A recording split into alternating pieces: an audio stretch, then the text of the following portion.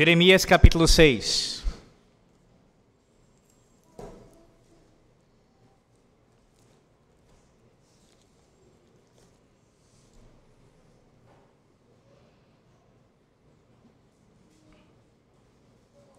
Jeremias capítulo 6, do versículo 16 até o versículo 30, a última parte desse capítulo. E não apenas esse capítulo, a última sessão dessa grande parte nós temos ouvido, desde o capítulo 4, versículo 5, se estende até o final do capítulo 6. A leitura se dará do versículo 16 até o versículo 30 do capítulo 6 de Jeremias, e este é o sermão, esse é o texto do sermão dessa manhã. Nós ouviremos.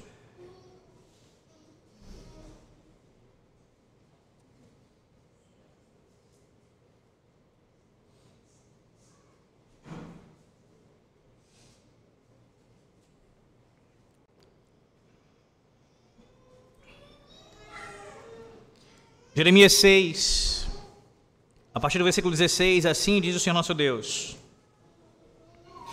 Assim diz o Senhor: ponde-vos à margem no caminho, e vede, perguntai pelas veredas antigas, qual é o bom caminho? Andai por ele e achareis descanso para a vossa alma. Mas eles dizem: não andaremos. Também pus atalaias sobre vós, dizendo: estai atentos ao som da trombeta. Mas eles dizem: não escutaremos. Portanto, ouvi, ó nações, e informa-te, ó congregação, do que se fará entre eles. Ouve tu, ó terra, eis que eu trarei mal sobre este povo, o próprio fruto dos seus pensamentos, porque não estão atentos às minhas palavras e rejeitam a minha lei, para que, pois, me venha o incenso de Sabá e a melhor cana aromática de terras longínquas.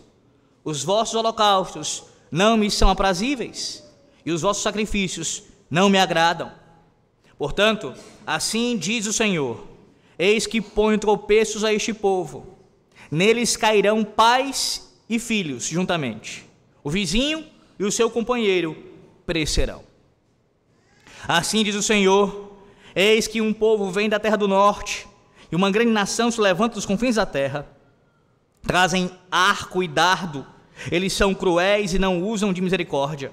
A sua voz ruge como o mar, e em cavalos vêm montados, como guerreiros em ordem de batalha contra ti, ó filha de Sião. Ao ouvirmos a sua fama, afrouxam-se as nossas mãos, angústia nos toma e dores como de parturiente. Não saias ao campo, nem andes pelo caminho, porque o inimigo tem espada e há terror por todos os lados. Ó filha do meu povo, cinge-te de cilício e revolve-te na cinza, pranteia como por filho único, pranto de amarguras, porque de súbito virá o destruidor sobre nós. Qual acrisolador te estabeleci entre o meu povo, qual fortaleza para que venhas a conhecer o seu caminho e o examines. Todos eles são os mais rebeldes e andam espalhando calúnias. São bronze e ferro, são todos corruptores. O fole bufa, só chumbo resulta do seu fogo. Em vão continua o depurador, porque os iníquos não são separados. Prata de refúgio lhes chamarão, porque o Senhor os refugou. Amém. No seu primeiro discurso, no discurso de inauguração, o presidente americano Franklin Delano Roosevelt admitiu que seu país, os Estados Unidos da América, havia perdido o rumo. E ele expressou isso nos seguintes termos: não sabemos para onde estamos indo, mas estamos a caminho. De fato, o presidente estava certo. Não sabia, o país não sabia para onde estava indo. Pelo menos essa foi a conclusão de um outro homem, um erudito chamado Harvard Oscar Handley, que escreveu um artigo sobre esse assunto, dizendo o seguinte, naquela época, em 1900, na verdade, posterior àquele período, em 1996, ele disse o seguinte sobre esse período: a certa altura, em meados do século XX, os europeus e os norte-americanos descobriram que tinham perdido todo o sentido de direção. Antigamente, marcadores familiares ao longo do caminho tinham guiado suas vidas pessoal e social, do nascimento à maturidade e à morte. Agora, desorientados, já não confiavam nas guias e tateavam de forma desnorteada em direção a um destino não imaginado. Vagando na escuridão, homens e mulheres em todas as sociedades ocidentais, tropeçando cegamente pelo caminho, esforçavam-se inutilmente por obter indícios de pontos de referências reconhecíveis. Os irmãos, Jeremias, o profeta Jeremias, ele certamente poderia dizer a mesma coisa acerca do seu tempo.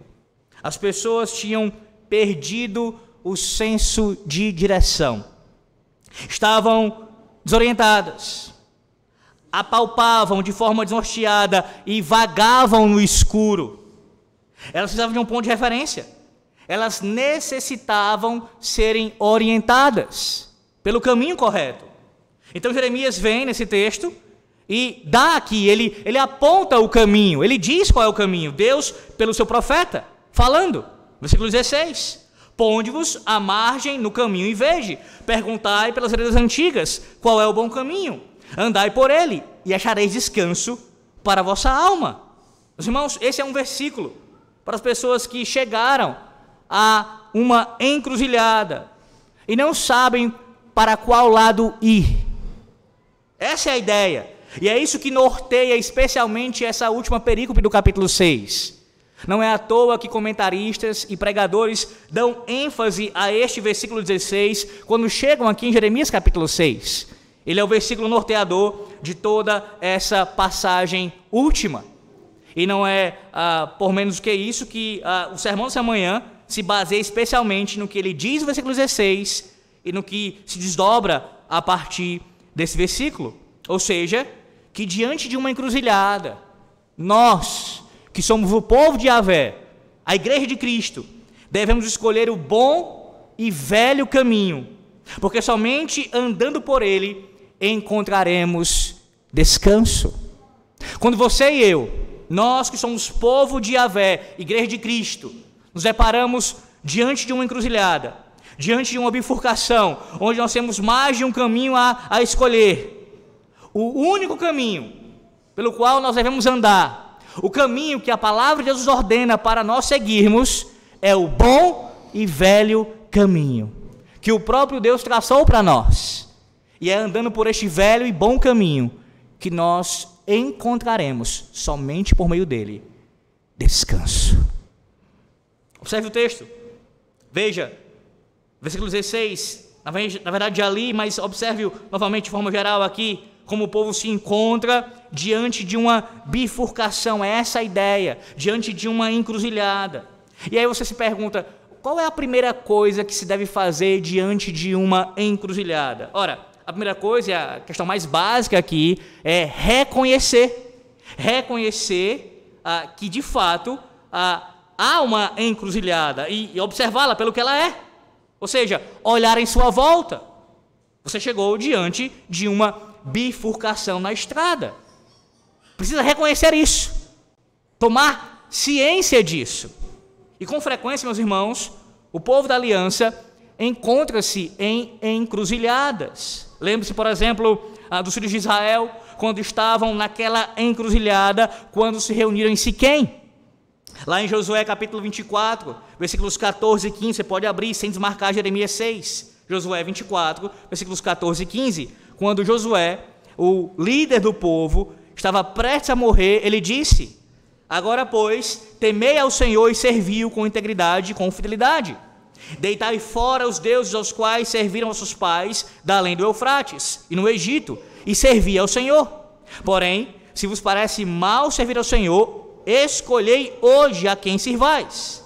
Se aos deuses a quem serviram nossos pais, que estavam da além do Eufrates, ou aos deuses dos amorreus, em cuja terra habitais, eu e a minha casa serviremos ao Senhor. A mesma ideia, diante de uma bifurcação. O povo estava numa encruzilhada também, quando Elias, o famoso profeta Elias, confrontou os profetas de Baal lá no Monte Carmelo. Você pode ver isso lá em 1 Reis, capítulo 18, versículo 21. A mesma encruzilhada, 1 Reis 18, versículo 21, quando Elias diz: até quando cocheareis entre dois pensamentos? Se o Senhor é Deus, segui-o. Se é Baal, segui-o. Percebe? Ao longo da história bíblica e depois dela, o povo de Deus, por vezes, se depara diante de uma encruzilhada. E isso, meus irmãos, não é o que pertence apenas ao passado, somente ao povo na antiga aliança ou durante a história da igreja, pensando aqui em termos de história da igreja apostólica e pós-apostólica. Não, até os dias de hoje também temos que lidar com essa situação. Pense, por exemplo, na civilização ocidental, que está agora numa encruzilhada. Ora, os dilemas éticos que nós enfrentamos mostram que nós estamos diante dessa bifurcação. Nós vamos apreciar a vida dos inocentes, protegê-la, ou nós vamos permitir o aborto de maneira absurda acontecendo? Nós iremos proteger a vida dos indefesos ou iremos consentir e até defender a eutanásia? Nós iremos preservar a santidade do casamento ou iremos tolerar divórcios sem nenhuma razão e até mesmo uniões homossexuais? Nós iremos amar aquilo que é verdadeiro e belo ou iremos contemplar imagens de sexo e violência? O que faremos? Essas são perguntas adequadas para quem está diante de uma encruzilhada. Pense em forma mais específica ainda acerca da igreja, a igreja de Cristo, nós. Nós iremos glorificar a Deus em nossa adoração ao Senhor ou iremos nos entreter? Nós iremos dar testemunho da lei de Deus e da graça do Evangelho ou iremos diluir a nossa mensagem para não ofender ninguém? Nós vamos expor a palavra de Deus fielmente ou buscaremos alguma nova revelação? Iremos defender a doutrina da justificação pela fé somente ou iremos acrescentar obras como causa da nossa salvação? O que faremos diante da encruzilhada? Perguntas que todos nós precisamos responder. Mas pense ainda no aspecto mais individual possível, em você particularmente. Sim, alguns cristãos, talvez seja o seu caso essa manhã, se perguntam acerca do que Deus deseja fazer com a sua vida particularmente. Qual é o plano do Senhor Deus para a minha vida? O que Deus quer fazer comigo? Através do que o Senhor Deus quer me usar? Outros consideram uma transição de carreira, a busca de uma nova oportunidade educacional, a possibilidade de se casar, ou será que não? Outros ainda lidam com profundas questões espirituais, até mesmo o ponto de questionar se a Bíblia é mesmo verdadeira, encontrando-se assim diante de uma encruzilhada.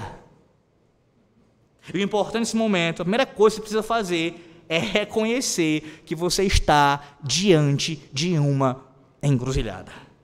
Duas estradas se estendem diante de você. E você pode apenas seguir por uma delas. Não dá para você escolher as duas ao mesmo tempo. Ou você continua seguindo o caminho no qual você vinha andando, ou você pode ir por uma estrada completamente diferente. E o seu destino, nada menos do que isso, depende de qual estrada você vai tomar, qual caminho você vai escolher. E aí você fica se perguntando, mas pastor, tudo bem, eu já entendi isso, mas e agora? Além de reconhecer que existe esta encruzilhada, o que fazer? Ora, o segundo passo, após o reconhecimento, o segundo passo é pedir orientação. Pedir orientação.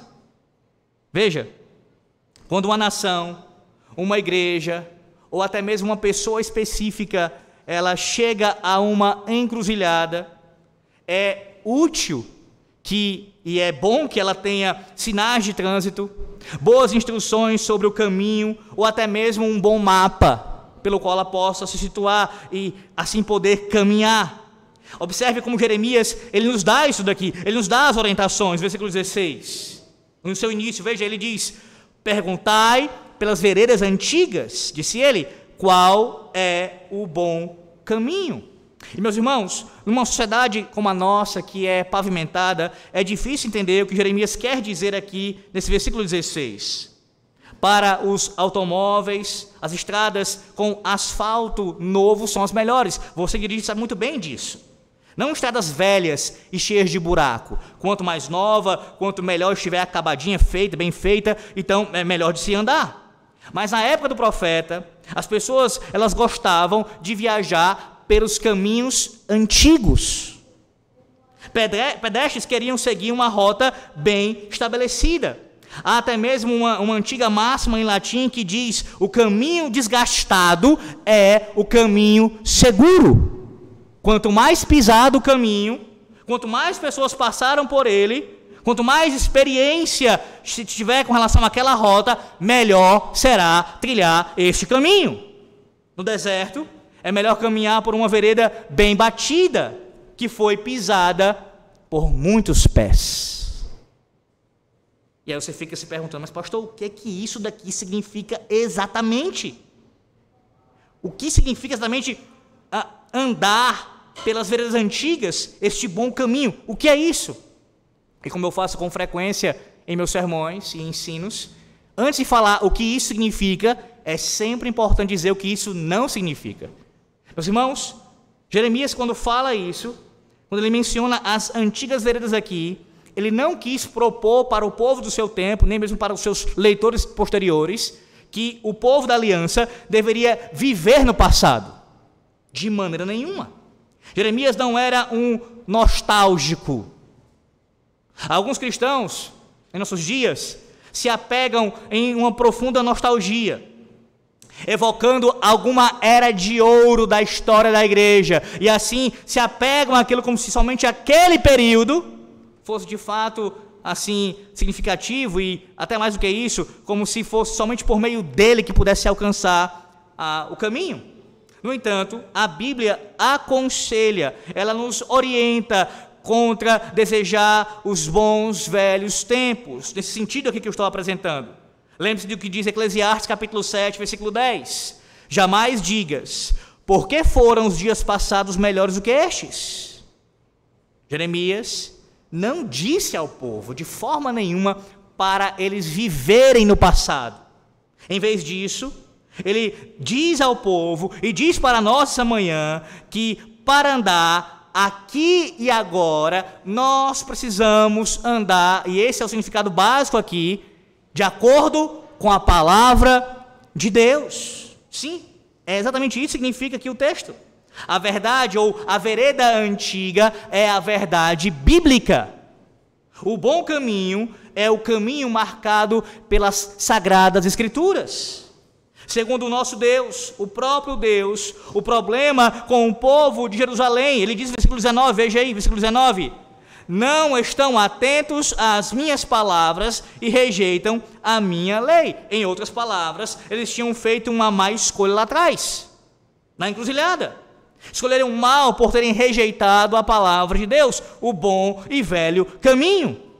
O povo de Deus fez exatamente o oposto do que ensina o Salmo 119. Você sabe, este é o maior salmo da Bíblia, o mais longo. E ele fala sobre andar no antigo caminho da palavra de Deus. Vá lá para o Salmo 119. Abra-o. Salmo 119. Sem desmarcar Jeremias, capítulo 6. Apenas para você ver alguns versículos sobre isso. Salmo 119.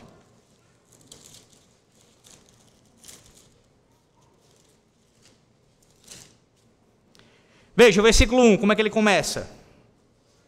Lembre-se que esse salmo, o seu tema principal é o salmista adorando a Deus pela sua lei, pela sua revelação. Versículo 1.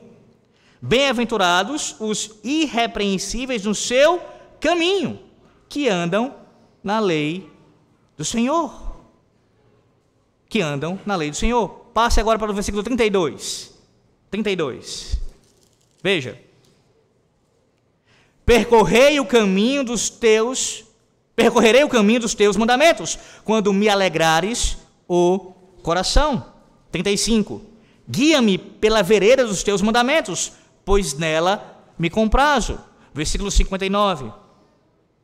Considero os meus caminhos e volto os meus passos para os teus testemunhos. Versículo 104, verso 104 agora. Por meio dos teus preceitos consigo o entendimento, por isso detesto todo caminho de falsidade. 105. Lâmpada para os meus pés é a tua palavra e luz para os meus caminhos. 133, veja, parte A.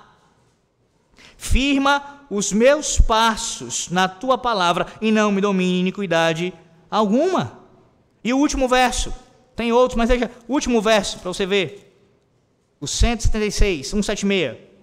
Ando errante como a ovelha desgarrada, procura o teu servo, pois não me esqueço dos teus mandamentos. Até mesmo no último versículo, meus irmãos, quando o salmista confessa que ele se desviou como uma ovelha perdida, a única razão pela qual ele sabe que foi pelo caminho errado é porque não se esqueceu dos mandamentos de Deus.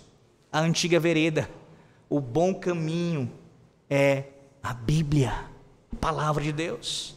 O conselho de Jeremias aqui, lá em Jeremias 6, para as pessoas na encruzilhada, foi caminhar no antigo caminho da fé bíblica. É através da palavra de Deus. Mas veja, há também aqui, dentro desse versículo 16, ligado a essa ideia de caminhar pela antiga vereda, algo ligado aqui, não apenas ao texto propriamente dito, texto sagrado, mas também o testemunho histórico de outros que andaram por esse caminho, que preservaram a sã doutrina. Sim, Jeremias aqui tanto fala da Sagrada Escritura, mas também sobre a boa teologia na história da igreja. Pensando aqui mesmo na antiga aliança. Meus irmãos, outros cristãos, outras pessoas que serviram a Deus, seguiram pela antiga vereda da Bíblia antes de nós. E estes homens e estas mulheres podem nos mostrar também o caminho. Nós podemos aprender com o passado sem viver necessariamente no passado. A igreja em nossos dias, em nosso tempo presente, não pode repetir de forma nenhuma as experiências dos pais da igreja. Eu digo as experiências no seu sentido bruto aqui. Os reformadores, os puritanos e qualquer outro homem da história da igreja. Veja, existem coisas que são singulares, que são pertencentes àquele período específico. Mas sempre que outros tenham andado no caminho de Cristo corretamente, os passos deles devem ser seguidos, inclusive destes grupos que eu mencionei. E essa, meus irmãos, é uma boa razão para conhecer e aprender os antigos credos da igreja. Eles representam o que todos nós precisamos crer acerca de Deus Pai, Deus Filho e Deus Espírito Santo. Precisamos conhecer o credo apostólico e os demais credos, além dos documentos confessionais também. É possível traçar, melhor dizendo, uma trajetória direta dos profetas e apóstolos até Agostinho de Hipona, Martinho Lutero, João Calvino, os puritanos e até mesmo os defensores da fé cristã em nossos dias. Estes são os teólogos da igreja que se submeteram à autoridade da palavra de Deus e testificaram da soberania da graça de Deus na salvação. Estes homens mantiveram como foco principal de suas vidas a própria glória de Deus. Eles criam que a palavra de Deus do Antigo e Novo Testamento são a única autoridade infalível. Eles creram e pregaram que a justificação ela é pela fé somente, em Cristo somente, sendo assim esta a sua única esperança. E qualquer pessoa que siga por este caminho, usando aqui o testemunho destes homens, certamente também terá encontrado o bom e velho caminho. Citando aqui um ocorrido histórico de um teólogo bastante famoso, chamado Charles Hodge. É dito que quando ele foi nomeado professor titular no seminário de Princeton, em 1872, ele testificou que não tinha medo de dizer que nunca uma nova ideia se originou neste seminário. Isso aconteceu depois, infelizmente, o seminário se desviou. Roger, aqui, meus irmãos, não quis dizer que não conseguia pensar por si mesmo, não é que ele não podia fazer teologia, mas a sua teologia era feita sobre os ombros dos gigantes.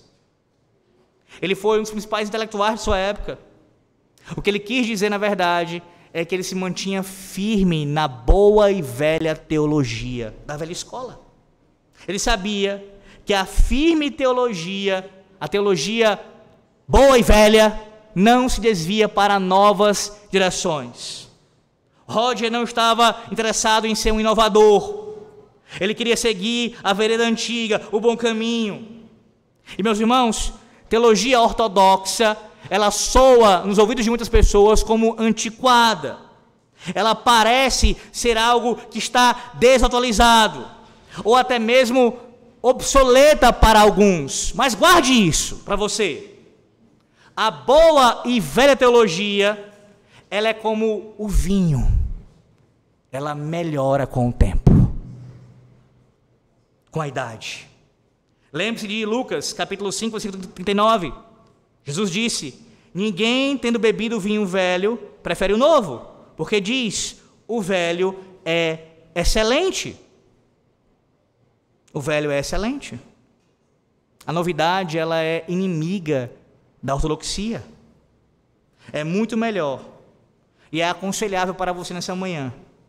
E aonde a palavra de Deus eterno, é pregada fielmente, domingo após domingo, onde você pode ser revigorado em sua alma pela boa e velha teologia, e assim ser exposto a isso, com a explicação do texto, as aplicações para o seu tempo presente, do que estar em lugares que desprezam essa boa e velha teologia. Mas veja, a palavra de Deus e o testemunho histórico da igreja, na antiga e nova aliança, apontam para o único caminho. Apontam para a única vereda pela qual nós podemos andar. Sim, a vereda antiga, o bom caminho, é de fato o ensinamento da palavra de Deus, é a teologia ortodoxa, mas também é a pessoa, e principalmente é apontando para a pessoa do Senhor Jesus Cristo.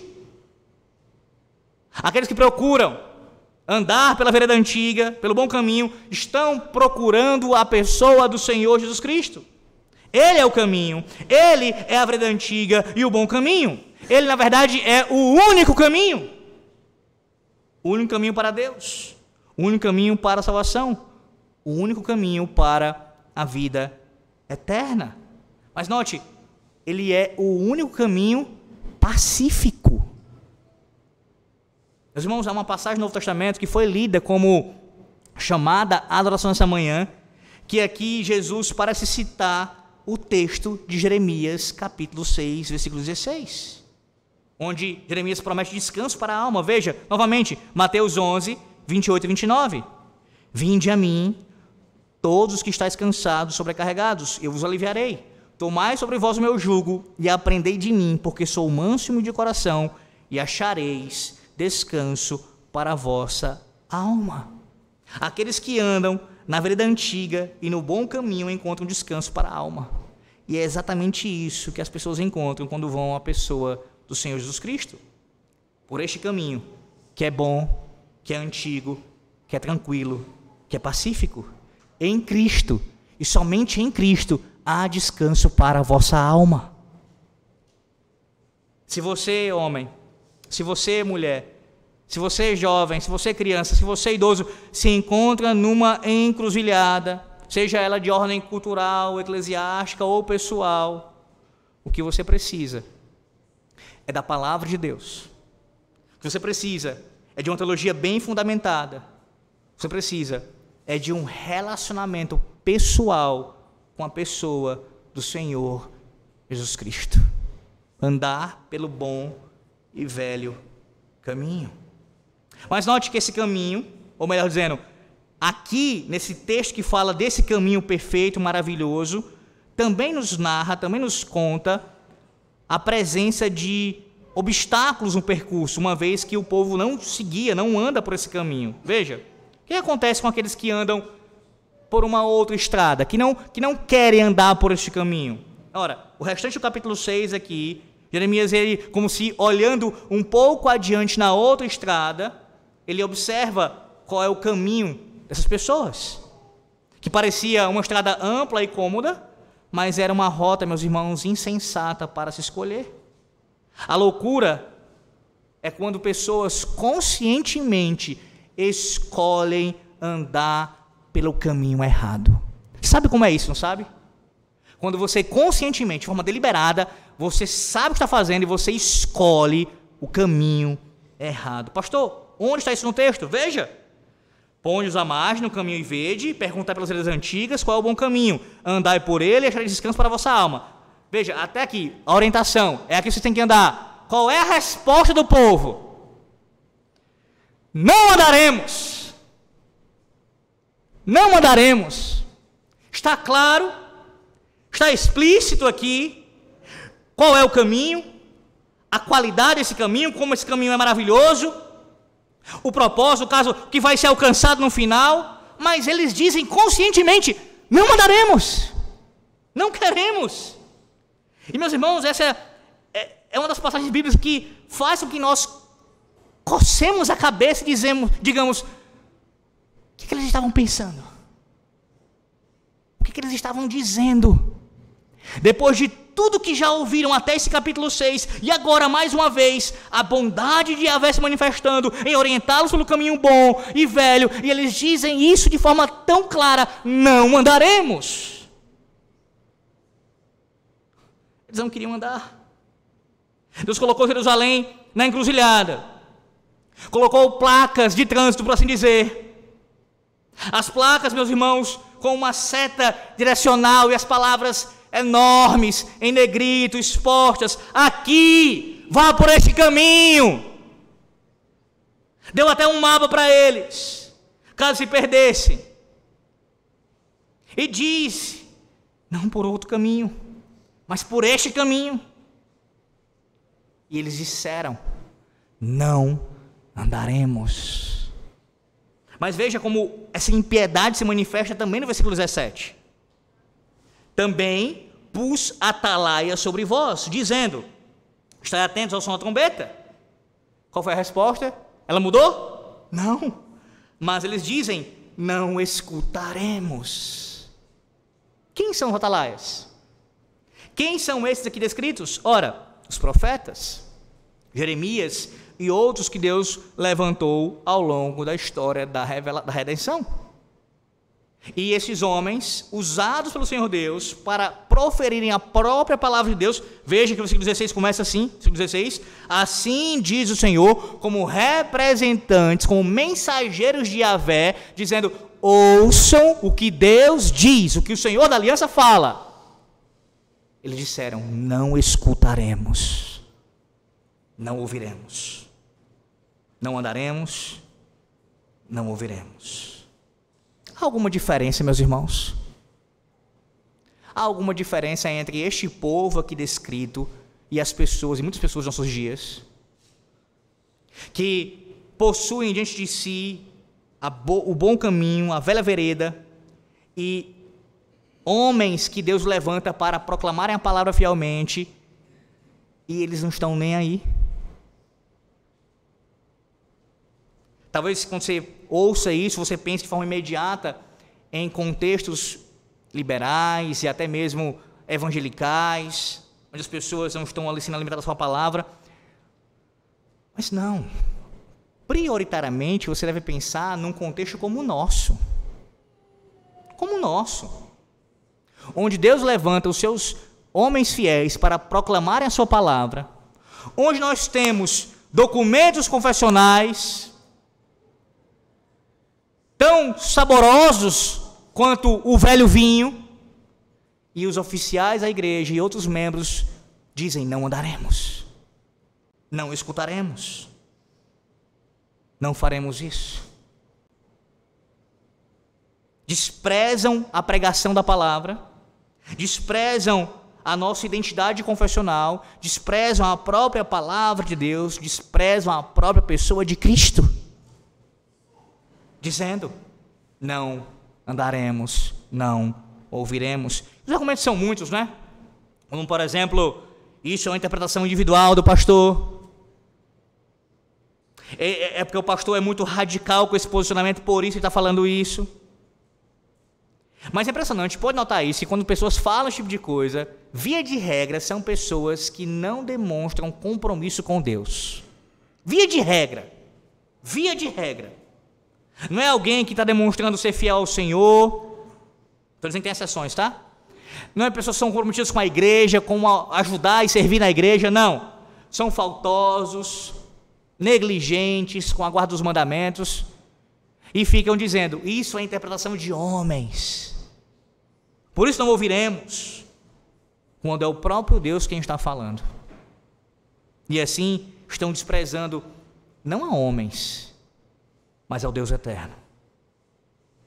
Sabe a loucura que é isso? A insensatez que é isso, irmãos? Pensando aqui nessa velha vereda com relação à boa teologia e conectando isso à pregação da palavra de Deus. Isso é um sinal de arrogância. Sim, é soberba. Há aqueles que dizem assim: nós não precisamos de confissões, e credos e catecismos. Não precisamos. Não precisamos porque nós temos o Espírito Santo, Ele nos ilumina, eu posso ler a Bíblia e assim entendê-la, e desprezam a palavra de Deus. Desprezam a interpretação dos nossos pais.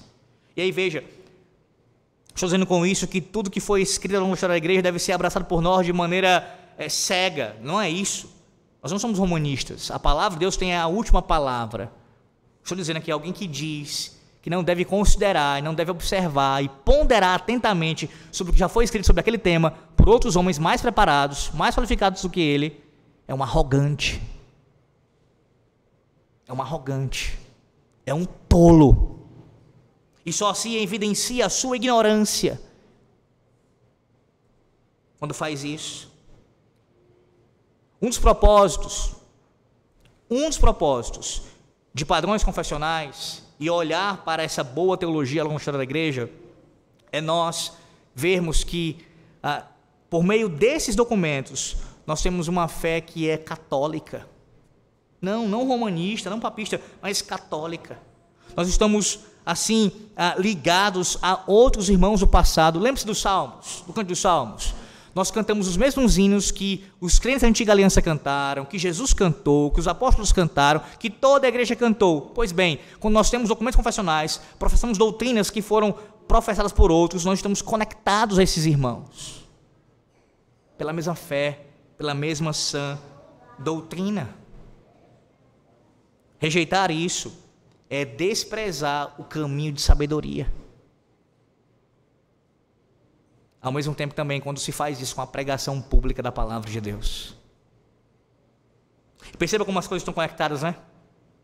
A importância dos atalaias de Deus falarem em consonância com aquilo que já foi dito anteriormente.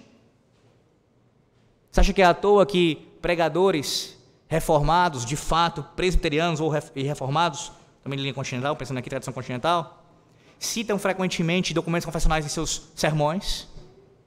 Uma das razões para, por exemplo, eu fazer isso é exatamente mostrar que o que eu estou proclamando não saiu da minha cabeça. Mas o texto sagrado, e que tem um testemunho histórico acerca disso, um eco na história. Outros homens, gigantes, muito maiores, falaram as mesmas verdades, de forma muito mais profunda e clara. E nós, os atalaias, subimos sobre os seus ombros e assim falamos para a igreja a palavra de Deus, fielmente. Qual é a reação diante de uma loucura dessa? De dizer, não andaremos, não ouviremos. Veja, a reação vem nos versículos seguintes, 18 e 19. Observe, Deus convoca as nações e a própria terra para, por assim dizer, ser o seu júri cósmico.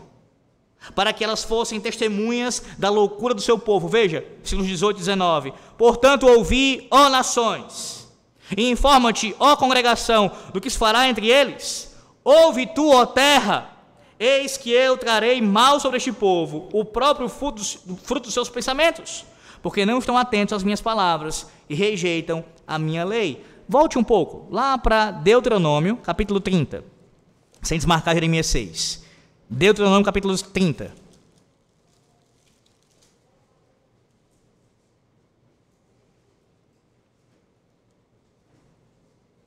Veja como isso já foi feito, estabelecido lá atrás, no pacto. Deuteronômio 30, versículos 19 e 20. Nesse contexto pactual aqui da aliança, veja o que Deus diz aqui.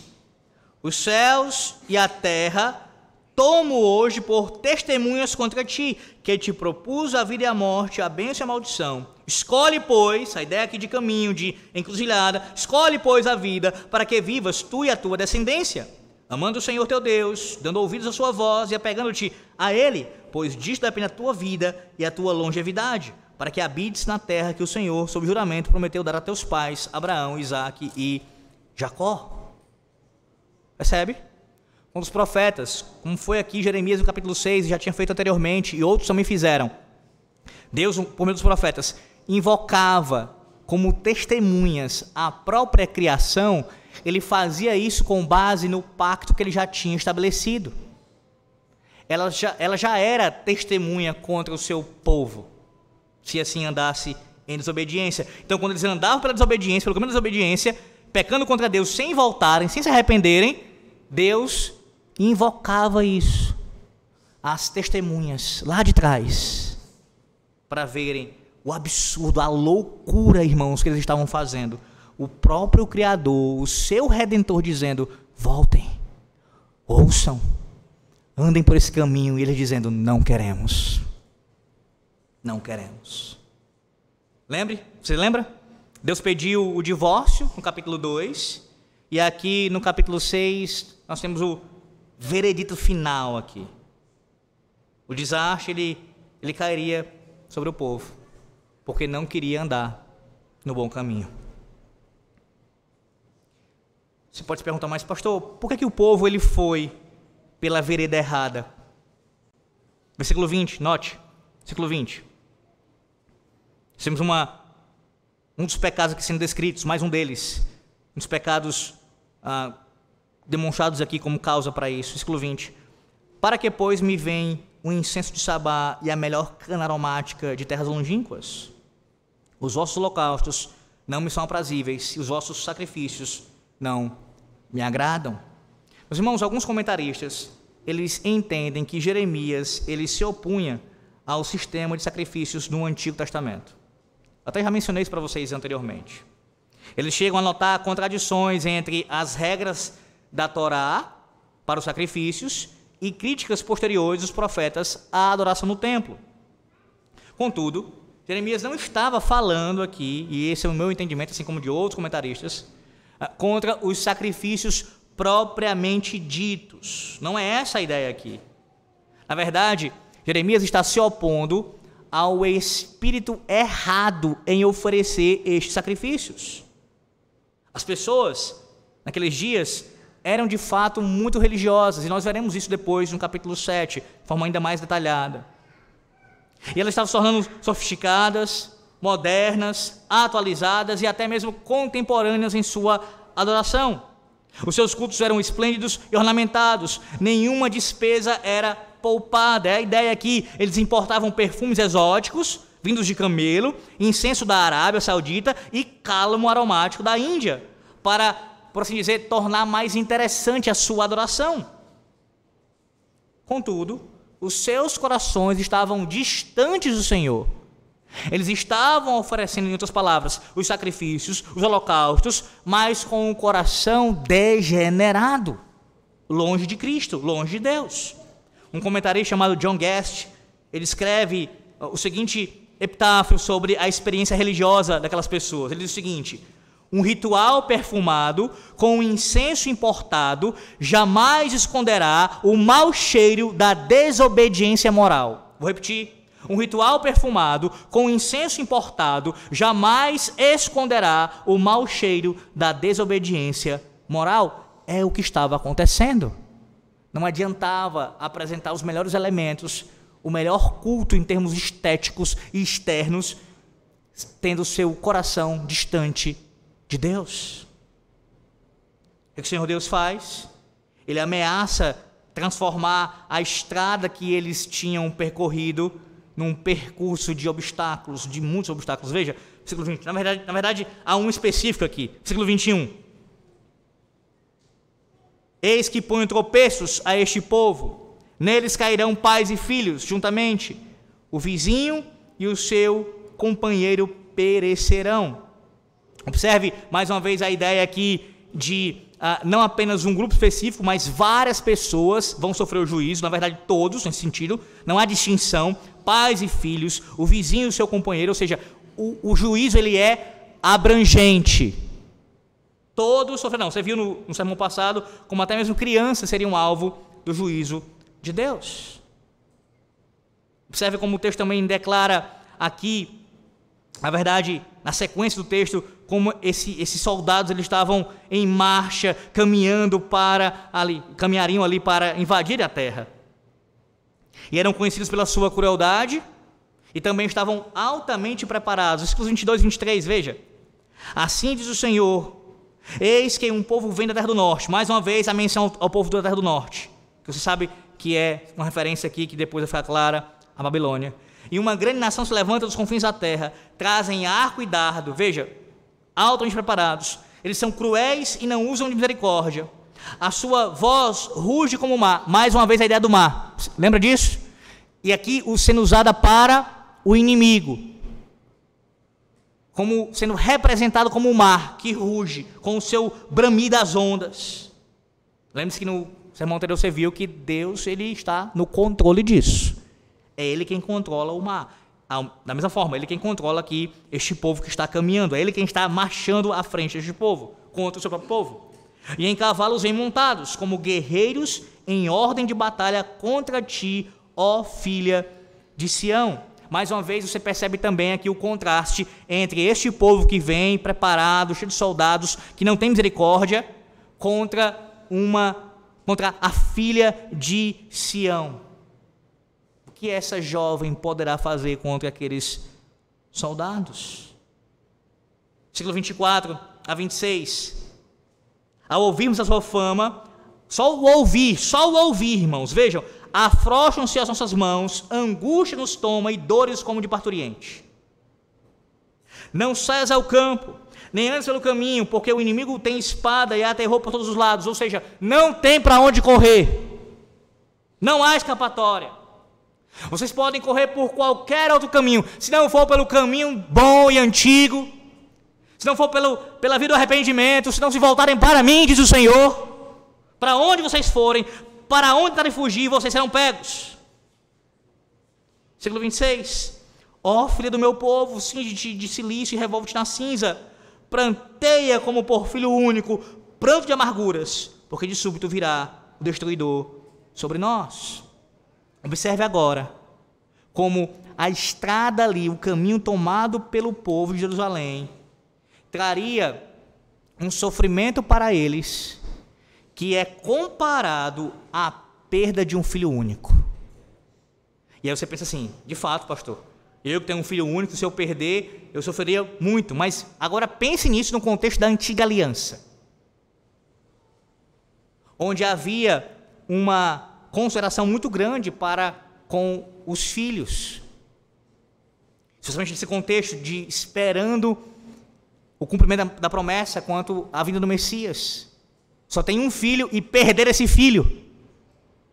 Pois bem, o sofrimento do povo é comparado à dor de um pai, de uma mãe que perde o seu filho único. É esse o caminho, ou melhor, esse é o resultado que é alcançado por aqueles que se afastam da antiga vereda, do bom e velho caminho. Meus irmãos, o apóstolo Paulo ele chamou o próprio Senhor Jesus Cristo, lá em Romanos 9, versículo 32, de pedra de tropeço. No versículo 33 de Romanos 9, ele diz que uma pedra de tropeço e rocha de escândalo, uma referência ao Senhor. Ou seja, entendendo isso de forma paralela aqui os textos, em última instância, a pedra de tropeço posta no caminho daqueles que se afastam do bom e velho caminho é a própria pessoa do Senhor Jesus Cristo. Colocando de outra maneira, se você se recusa a andar pelo caminho que Deus estabeleceu, Cristo, o Senhor que foi crucificado e ressuscitado, Ele acabará sendo o seu juiz e não o seu salvador. Ele é a pedra de tropeço, ele vai ser o instrumento por meio do qual o juízo será executado. Ele mesmo executará o seu juízo contra você, por não ter seguido o caminho que é ele mesmo. Certa vez, um escritor famoso do século XX, final do século XIX para começo do século XX, chamado Chesterton, ofereceu este conselho bem fundamentado para as pessoas que estão fora da trajetória. Ele disse: quando você muito irremediavelmente perdeu o seu caminho, a coisa mais rápida é voltar pela estrada que você conhece até o local de onde começou. Pode chamar isso de reação, pode chamar de repetição, pode chamar de teoria cansativa, mas é a maneira mais rápida de sair das dificuldades. E Jeremias expressou esta verdade, essa mesma ideia, num único comando. Você lembra? Jeremias 3, versículo 12, ele disse: volta, volta. O arrependimento havia sido anunciado, volta. E é somente quando você se arrepende e obedece que Deus o ajudará a encontrar o seu rumo para a vereda antiga e o bom caminho. Perceba como nossos pais expressaram essa mesma ideia de maneira tão fiel no capítulo 15 da Confissão de Fé de Westminster, do arrependimento para a vida, seção 2. Observe a linguagem. Pelo arrependimento, o pecador, movido pelo reconhecimento e pelo senso, não somente do perigo, mas da imundícia e odiosidade dos seus pecados, como contrários à santa natureza e à justa lei de Deus, e pela apreensão de suas misericórdias em Cristo, aos que são penitentes, se entristece e odeia seus pecados. Observe. E deixando todos eles, se volta para Deus, tensionando e se esforçando para andar com Ele em todos os caminhos dos seus mandamentos. O arrependimento, meus irmãos, bíblico, ele tem essa ideia ele é ilustrado dessa forma, é de um voltar, de um retornar para o caminho, o único e vivo caminho, o Senhor Jesus Cristo. Por quais caminhos você tem andado? Por quais caminhos você tem andado? Você tem ouvido, desde o começo desse sermão, o perigo, os obstáculos, as dificuldades no percurso daqueles que andam pelo caminho que Deus não ordenou. Aparentemente, as pessoas podem encontrar algum tipo de facilidade em suas vidas, mas a palavra de Deus testifica que há uma pedra de tropeço e que lá no final, essa pedra os derrubará, essa rocha irá esmagá-los, se eles continuarem seguindo por esse caminho. Qual caminho você tem seguido? Provérbios capítulo 14, você ouviu que há caminhos que ao homem parecem direito, mas o seu final, o seu fim é um caminho de morte. Exatamente o caminho traçado pelo povo aqui. A morte estava galopando, indo, perseguindo-os e os alcançaria, por não andarem pelo caminho bom e antigo. Mas ainda no final do texto, observe agora como nós vamos da encruzilhada, como disse certo comentarista, da encruzilhada aos crisóis aqui. No final do capítulo 6, o tema de Jeremias passa da encruzilhada, e eu digo passa, meus irmãos, mas assim, existe a ideia presente ainda aqui também de escolha de caminho, você verá. Mas há uma nova ilustração sendo dada também, essa ideia dos crisóis aqui. Observe, versículo 27. Qual acrisolador estabeleci entre o meu povo? Aqui Deus falando acerca de Jeremias. Qual fortaleza para que venhas a conhecer o seu caminho? Jeremias, meus irmãos, ele se tornara agora um examinador, uma espécie de testador de metais. E alguns acreditam que o profeta ele sabia algo sobre metalurgia, porque esses versículos aqui, descritos do 27 ao 30, eles dão uma descrição precisa das antigas práticas de fundição do Oriente Próximo. E a ideia é que o povo de Deus era como um minério de prata. Parecia haver alguma prata verdadeira aqui na rocha, mas estava misturada com várias impurezas.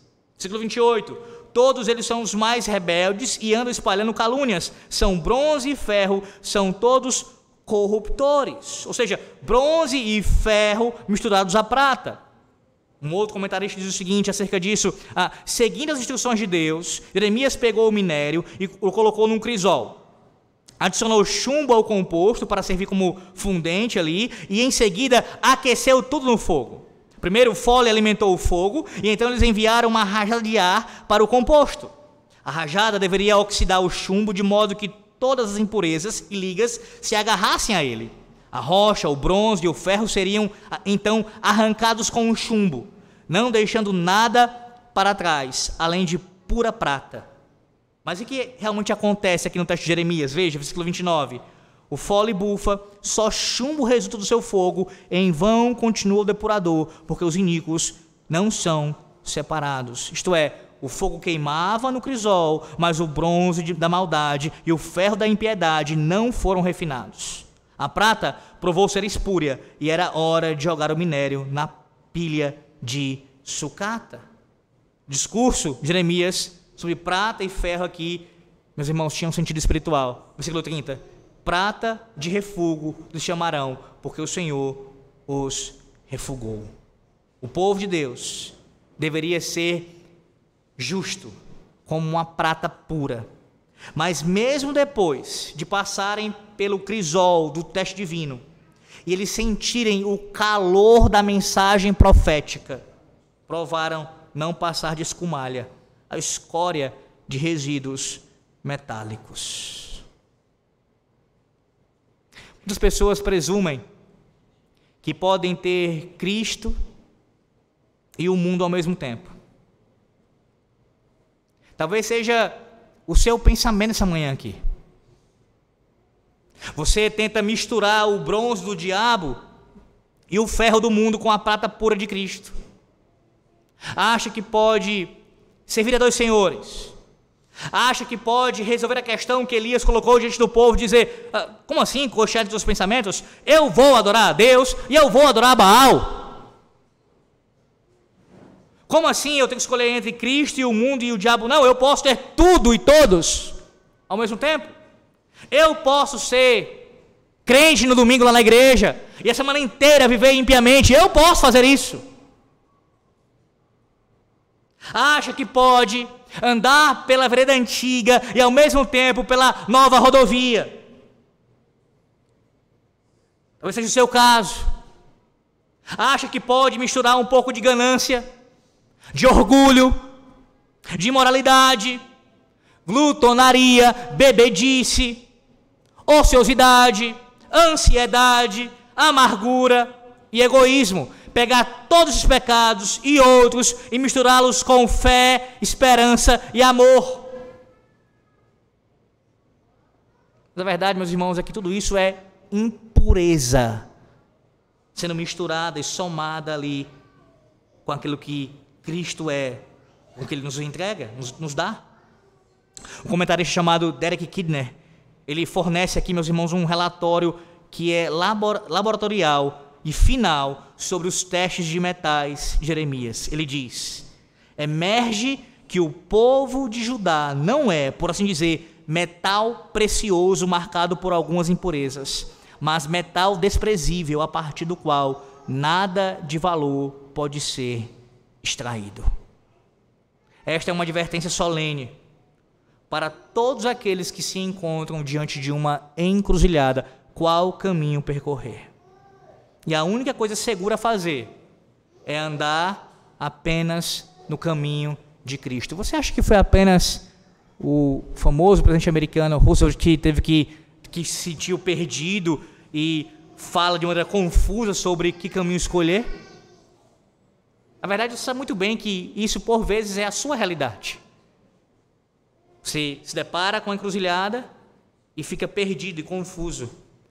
Mas isso não deveria ser verdade para você que tem o Espírito de Cristo. Você que conhece o caminho. Você que sabe qual caminho você deve percorrer. Nessa manhã você foi lembrado novamente sobre ele.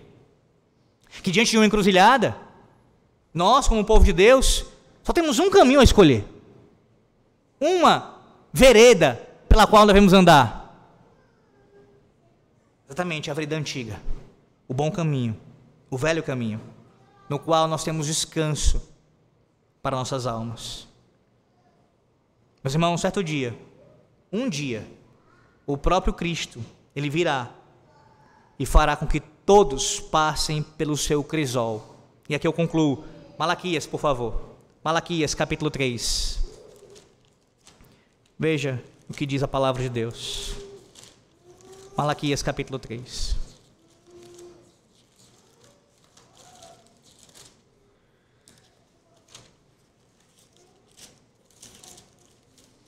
Versículos 2 e 3.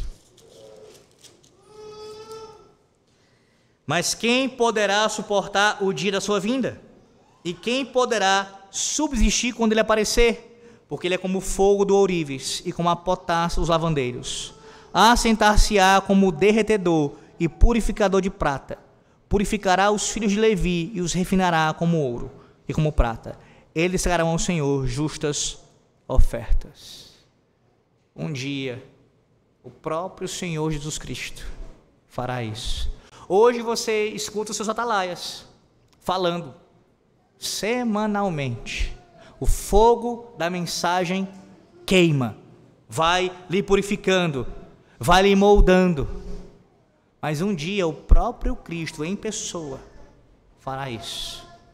E quem poderá subsistir? Lembre-se de 1 Coríntios capítulo 3, quando o apóstolo Paulo fala sobre as obras que serão apresentadas diante de Cristo, e o fogo passará. Somente aqueles que estão no bom e velho caminho poderão assim encontrar descanso para suas almas. Que Deus os abençoe e os preserve no caminho. Aqui eu concluo com algo que eu ia esquecendo de citar.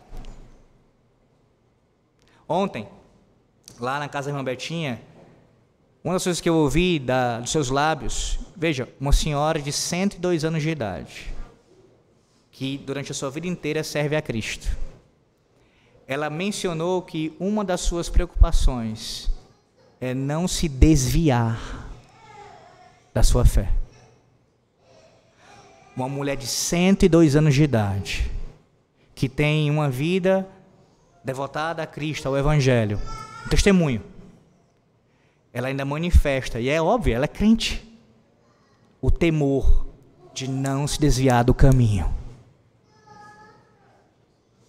Que esse testemunho também sirva para nós essa manhã, motivador, para assim perseverarmos na dependência de Cristo, no bom e velho caminho. Amém.